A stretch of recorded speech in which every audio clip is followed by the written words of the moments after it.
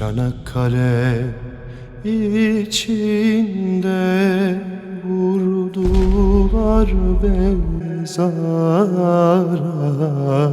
koydular beni. Fethi!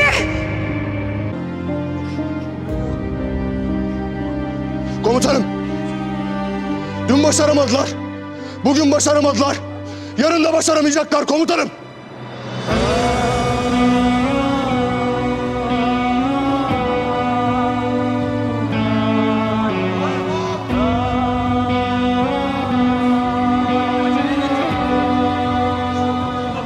Fethi! Fethi! Komutanım! Fethi! Fethi! Komutanım!